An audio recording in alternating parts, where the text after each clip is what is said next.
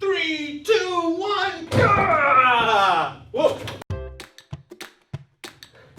Hello! My name is Kevin, and I'm playing basketball. Today we are talking about, really worried about that falling, active reading. And the focus point for today is to stay out of the details. I've said this before, it's so important to stay out of the details when you are reading through passages. The key is to focus on where things are, not what they are. So when you first read through a passage, we've talked about figure out what the main idea is, outline the structure of things, think about the author's tone and purpose, but don't focus on the details. Don't focus on what the details are. Just know where the details are so that when you come upon a question, you know where to look, and that's when you can take a deep dive and look at the details of a question, or details in the passage, excuse me. So there was a perfect example of this in the GMAT OG. Let me show you.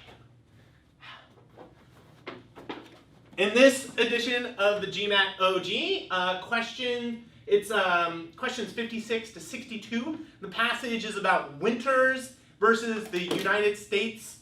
I recommend that you stop the video here, get out your book, and go read that passage and stay out of the details when you do it. All right, go do it. I'll wait here. Okay, are you back? Great. So, hopefully you took notes while you were reading. Let me, just one second, get this out of the way. Okay, so here are my notes on the passage, and this is a great example of staying out of the details because they give you some really specific details that are numbered, and you might be tempted to sit there and figure out, figure out what those things mean. I encourage you to not worry about that. So here in the first paragraph, we learn about winters versus the US. We learn that there's this treaty, we learn about water rights, and then there's these 3 rules for applying the water rights. Don't worry about what those are. Just worry about where they are. Don't focus on, I don't even know what they are. I've forgotten them completely.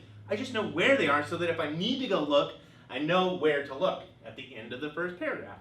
Then finally, later in the passage, in the second paragraph, we learn about winters and how it's applied to the Pueblo reservation. We learn a little bit how no treaty, even though there's no treaty, it's still, the winters decision is still used. And then finally, we learned that reservations is reservations in their designation is about practice, not about treaties or agreements. So, there is the outline of the passage. Remember when you're actively reading to stay out of the details and focus on where things are, not what they are. Bonus feature is I'm going to start talking about the questions to this passage in upcoming videos. So stay tuned, click subscribe to the channel so that you'll get updated with the different questions that are associated with this reading passage, and we can learn all about it. All right, be excellent to the universe.